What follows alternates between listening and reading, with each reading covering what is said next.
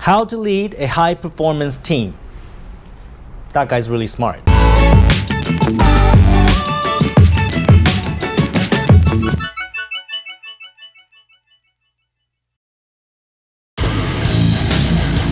Take effing action, put it together, and subscribe to Tom Penn's channel on YouTube now.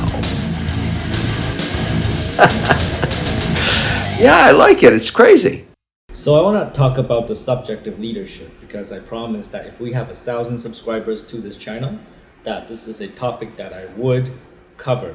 I'm speaking from experience, having worked in organizations that are 400 people. My own organization today is about 200 people and we're growing very fast. I believe that in the next 6 to 12 months, my organization will be approaching 500 people. And if we're successful with our recruitment campaign in rural Vietnam, I believe that number could be significantly higher as well. So I'm speaking from experience. I'm telling you what works. I'm not gonna bore you with theory because there's lots of theory online. And I think I told you in my other videos what happened when I listened to a lot of the theories online and I apply it, and the results were quite disastrous. I mentioned that in 2016, 2017, I found this guy Simon Sinek on the internet. I read his books, I watched his YouTube videos, and I wanted to try the way he manages. And I wanted to try his philosophy on leadership, how to manage people. Basically, the idea is that be good employees and they will take care of the company, right? Give them freedom, give them autonomy, be good to them, and magically they will take care of the company for you. But the reality is that didn't work. When I tried that, it was a colossal failure. Right? People don't work harder, they're not motivated because you're nice to them. As a matter of fact, when you are nice to people, people start taking advantage of that niceness.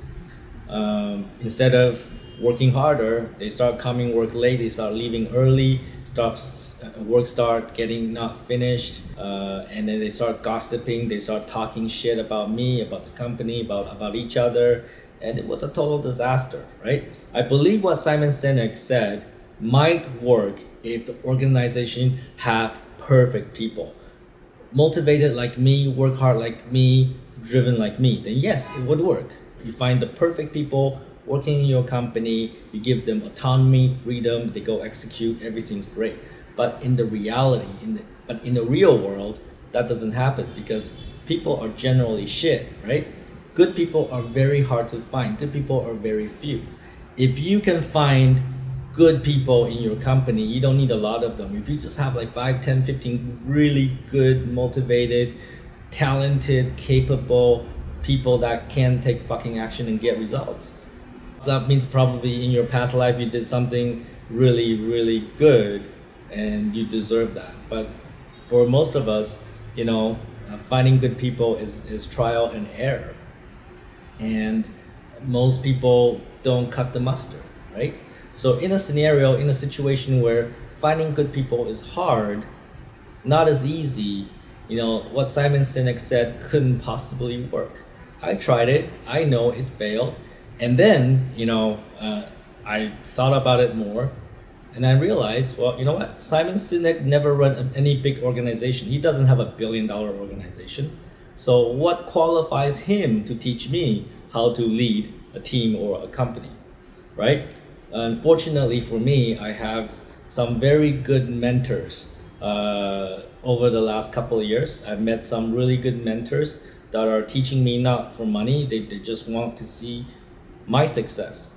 And in a way, I'm doing this channel because I'm hoping that my message will put fire under your ass and some of you will become successful as a result of it. I don't want anything in return.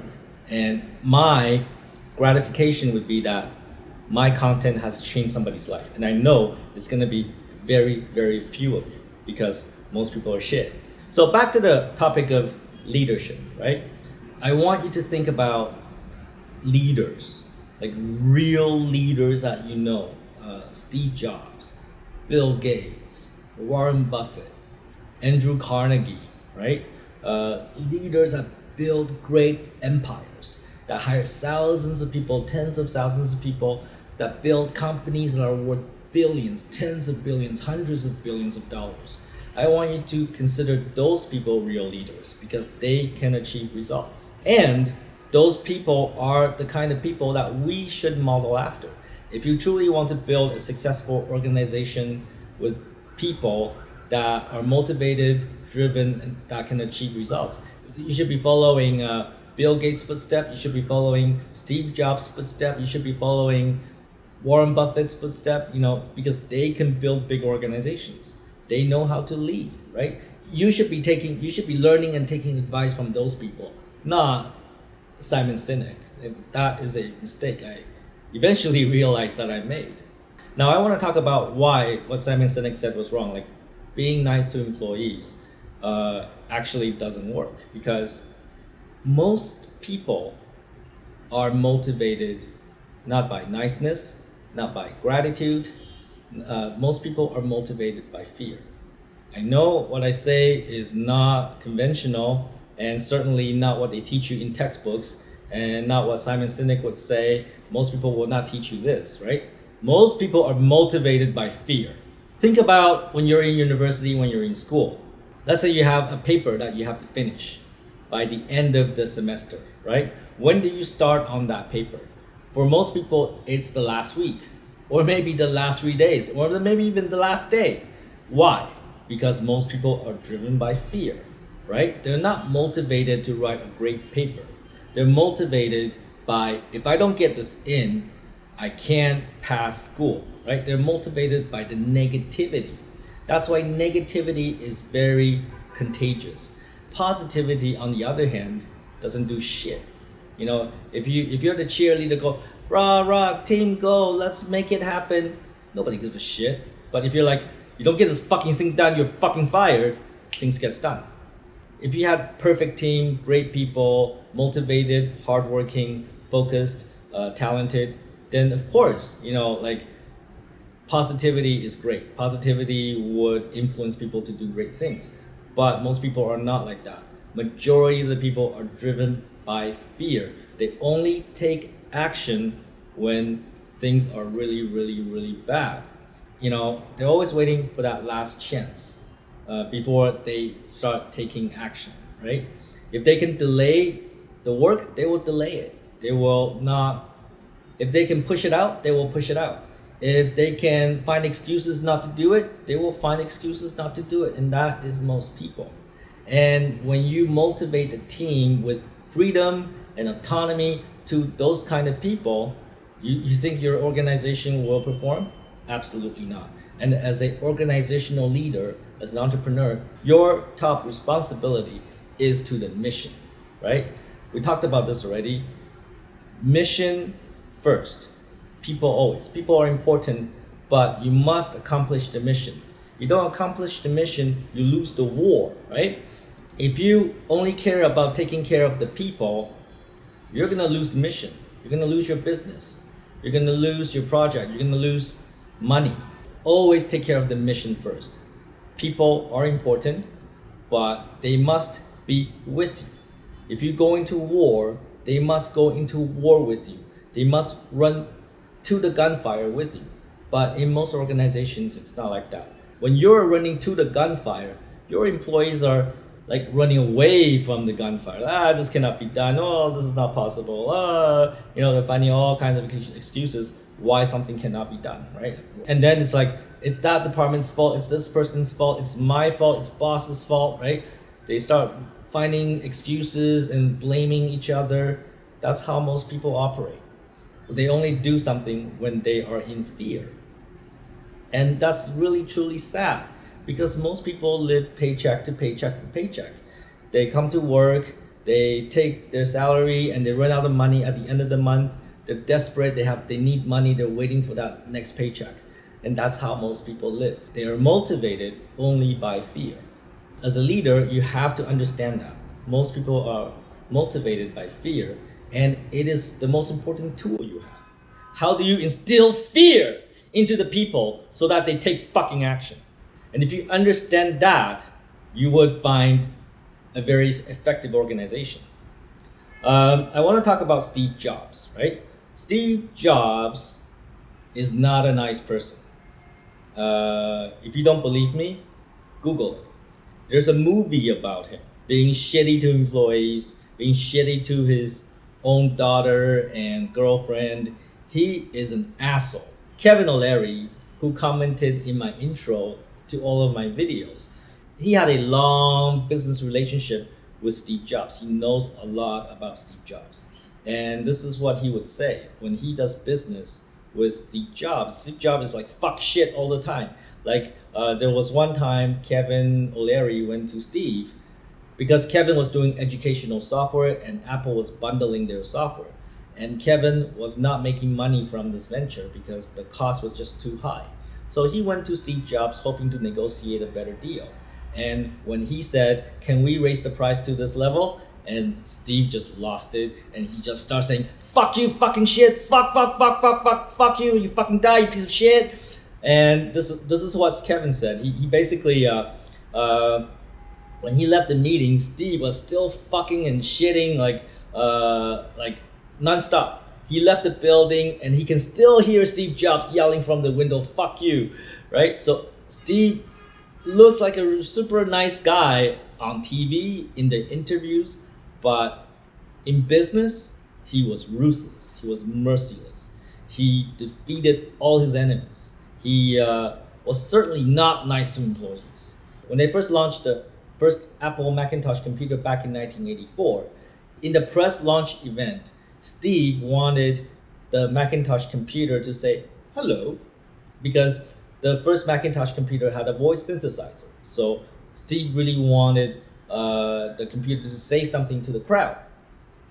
And the engineer, last minute, couldn't make the Macintosh say hello.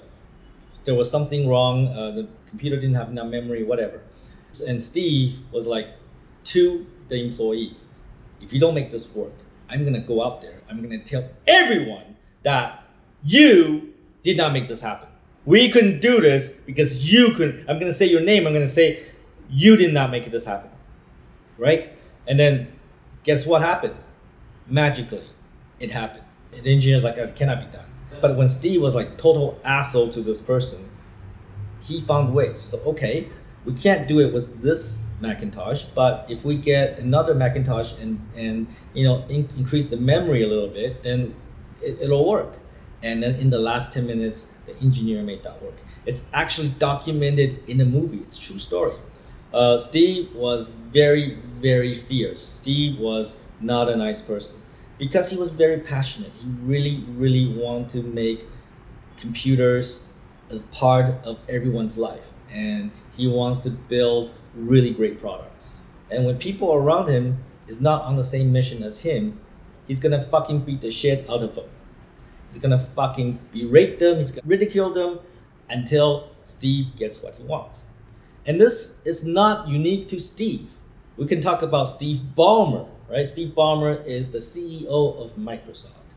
This is after Bill Gates, right? Bill Gates founded the company. Steve Ballmer became the CEO of Microsoft. And Steve Ballmer is a total asshole, right? He's known for throwing computers through windows. He's known for throwing people through windows, right? If you don't do what he wants, he will throw your fucking ass through the window, right? And this is in the United States of America, right? And that happens because, again, he's a visionary. He's on a mission. He wants to put a computer in every home, in every business. That is what Bill Gates and Steve Ballmer wanted to do. It's part of their mission. It's in their blood. They want to make it happen. When people cannot work with them to make that a reality, he is going to go bananas. And if you Google, there's probably YouTube videos of him going completely bananas. So this is all true story. True leaders are not nice. True leaders are assholes. True leaders are not your friends. True leaders are always mission first. They're not your friends. They don't want to be your friends because they have a mission. They want to accomplish it. You are either with them or you're not with them. That's how true leaders think. Again, I'm blessed with having very good mentors who, at least have $100 million in their assets, who have built very successful companies. And what they tell me, leadership is about making people do what you want them to do, when you want them to do it. Let's say you lead a team and you tell the team, we have to do this by Friday. And the team's like, nah, that's not possible. We cannot be done. And they don't do it. Are you still the leader? No, hell no. You're not the leader. You cannot call yourself a leader when the team doesn't follow you, right? A leader is someone who can make the team do what the leader wants. And if you're the leader and your team doesn't follow you, then you got a problem. You're not a leader and you got to do something about it. Either you make them do what you want them to do, or you change the team. There's no point having a team that doesn't follow what you want to do. When you're in a team, whether it's military, whether it's business, whether it's, you're playing professional football, whatever. When you're in a team, you have a mission, whether it's to win the game, to dominate the market, to win the war. Let's say you're the leader and you care more about the relationships between people. Let's say you want to make friends with everybody. Then your effectiveness as leader is probably 0, because you can't lead them when you're their friend, right? Because when you're their friend, they will give you excuses. Oh, my motorbike is broken. Can I just come to work at noon, right? So they will give you excuses. And as a friend, you cannot say no, right? But when you're a leader, you say, this is not acceptable. You have to come to work on time. You're not their friend, and they will hate you. They'll say you're a fucking asshole. But again, you have to choose. You want friendship or you want to be the leader. This is mutually exclusive. You cannot have both. Very few people can do both. Almost no one. All right? So you have to choose. You want to be a leader or you want to be popular. I want to cover more about this topic. It's already a very long video. I think I will talk more about it. If I get more subscribers, let's say 1,500 subscribers, I will tell you the story of Andrew Carnegie. I will tell you more stories about very successful leaders. I will tell you about Hitler.